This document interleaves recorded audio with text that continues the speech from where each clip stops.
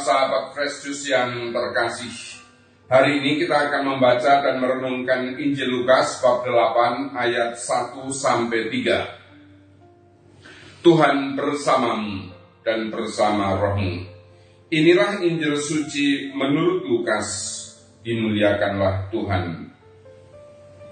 Yesus berkeliling dari kota ke kota dan dari desa ke desa, memberitakan Injil Kerajaan Allah. Ke-12 murid menyertai dia, dan juga beberapa wanita yang telah disembuhkannya dari roh-roh jahat serta berbagai macam penyakit selalu menyertai dia. Para wanita itu ialah Maria yang disebut Magdalena, yang telah dibebaskan dari 7 setan, Yohana istri Kusa, bendahara Herodes, Susana, dan masih banyak lagi yang lain. Wanita-wanita itu melayani seluruh rombongan dengan harta kekayaan mereka. Demikianlah sabda Tuhan. Terpujilah Kristus.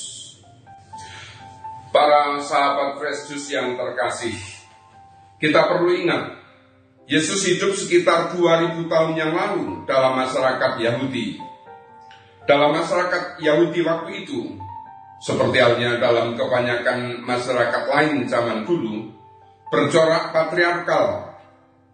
Pada umumnya yang berkuasa adalah laki-laki. Tempat dan peran utama dalam masyarakat diduduki oleh laki-laki. Kedudukan kaum perempuan dipandang lebih rendah dibandingkan dengan kedudukan laki-laki. Akan tetapi, kitab suci Perjanjian Lama juga menampilkan tokoh-tokoh perempuan yang penting dan luar biasa, seperti Ruth, Deborah, dan Esther. Dalam bacaan Injil tadi, dikatakan bahwa beberapa wanita menyertai Yesus dalam perjalanannya memberitakan Injil Kerajaan Allah dari kota ke kota dan dari desa ke desa.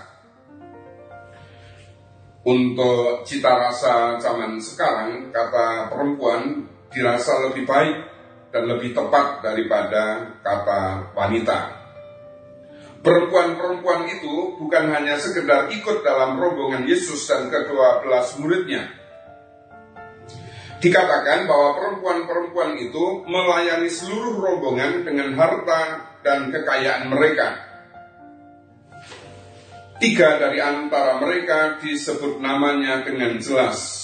Maria Magdalena atau Maria yang berasal dari kampung Magdala, Yohana, dan Susana.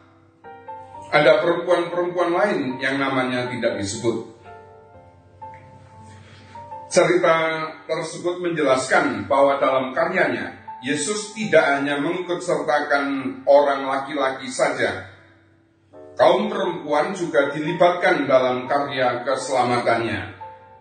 Mereka bukan hanya sekedar terlibat atau dilibatkan, tetapi juga melibatkan diri dalam karya pelayanan Yesus itu.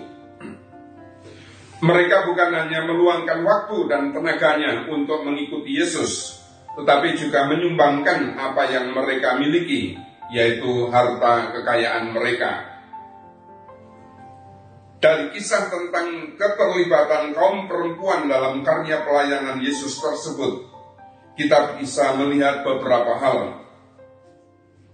Pertama, Yesus telah memberi contoh bahwa semua orang tanpa membedakan jenis kelaminnya dipanggil untuk ikut serta dalam karya keselamatan Tuhan. Tentu saja itu tidak berarti bahwa kaum perempuan harus diberi pekerjaan yang sama dengan kaum laki-laki.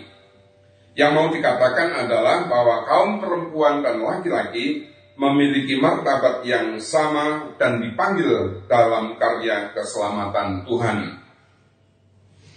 Kedua, setiap orang tidak hanya dipanggil untuk menikmati berkat-berkat Tuhan, tetapi juga untuk membagi-bagikan berkat Tuhan itu bagi orang lain. Kaum perempuan yang melibatkan diri dalam karya Yesus dalam kisah Injil tadi dikatakan telah disembuhkan dari roh-roh jahat atau berbagai macam penyakit. Sesudah mengalami kebaikan Tuhan, mereka tidak sibuk mencari popularitas dengan memberi kesaksian di mana-mana tentang apa yang mereka alami. Tanpa banyak bicara, mereka mengikuti Yesus dan menyumbangkan apa yang bisa mereka sumbangkan. Para sahabat Fresh Juice yang terkasih, kita telah menerima banyak berkat dari Tuhan. Hidup kita, kesehatan, keluarga, masyarakat yang rukun dan damai, dan lain-lain yang barangkali tidak kita sadari. Pertanyaannya ialah, apakah kita sudah berbagi berkat Tuhan dengan keluarga dan sesama di sekitar kita? Mari kita mohon agar hidup kita menjadi saluran berkat Tuhan bagi sesama, sesuai dengan keadaan, kemampuan, tugas, dan tanggung jawab kita masing-masing. Semoga demikian.